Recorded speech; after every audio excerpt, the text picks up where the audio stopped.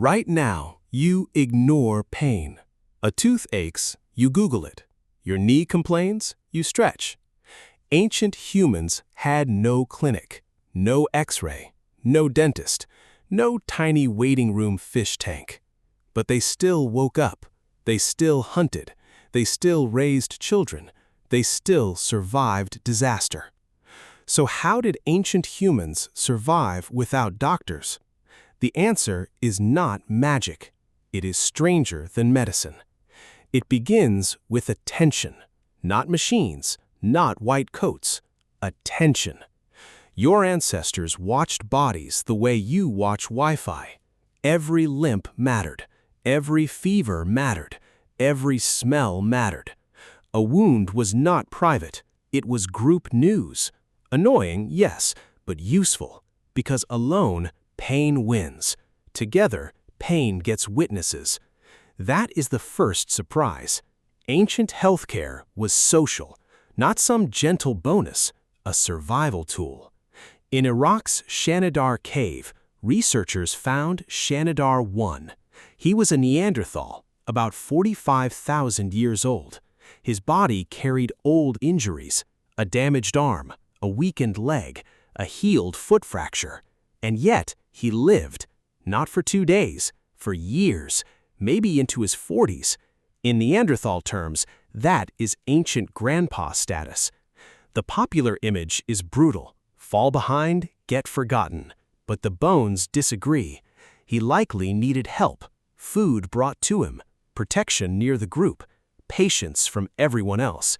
That is not weakness. That is prehistoric teamwork. And yes, teamwork is medicine when pharmacies have not opened. But it gets stranger. What would ancient humans survive if your group helped you? Drop your answer below, because the next clue is almost ridiculous. In 2022, researchers described a skeleton from Borneo. It was about 31,000 years old. The person had lost part of a lower leg, not from random breaking. The bones suggested surgery, and the wound healed, meaning the person survived. No hospital, no antibiotics, no cheerful nurse saying, "This might feel cold." Someone understood blood. Someone understood infection risk. Someone understood care afterward. That is not cave chaos. That is medical knowledge, passed hand to hand, memory to memory, generation to generation. Then come the teeth, because teeth are tiny villains. They wait, they throb, they ruin dinner. At El Cedrón in Spain, Neanderthal dental plaque preserved an odd story. One sick Neanderthal showed signs of a dental abscess. His plaque held poplar traces. Poplar contains salicylic acid. That's aspirin's famous cousin. It also showed penicillium mold. Not a prescription, not a pharmacy receipt, but maybe self-medication. The mouth was hurting. The forest had options. The body remembered patterns. Pain plus plant. Result plus memory. Repeat carefully. That is not guessing. That is trial with consequences. Even dental care appears early. Neanderthal teeth from Europe show repeated toothpick grooves. Imagine surviving the Ice Age, then losing to popcorn kernel energy. Your ancestors were not having it. They scraped, they picked, they adapted. Small tool, big relief. And pain left maps.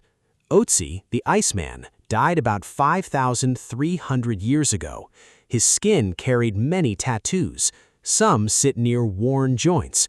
Researchers have argued they may mark pain treatment, not decoration only. Maybe body notes, maybe ancient ouch maps. It was not modern medicine, but it was observation. It was memory. It was care. Ancient humans survived without doctors because they had something older. They had each other. They watched symptoms. They shared plants. They protected the injured. They remembered what worked. And when it failed, they remembered that too. So return to your toothache, your aching knee, your dramatic tiny headache. You reach for a phone. Your ancestors reached for people. The hospital is new. The instinct to heal is ancient. Subscribe for more Ancient Humans. Next, meet their strangest cure.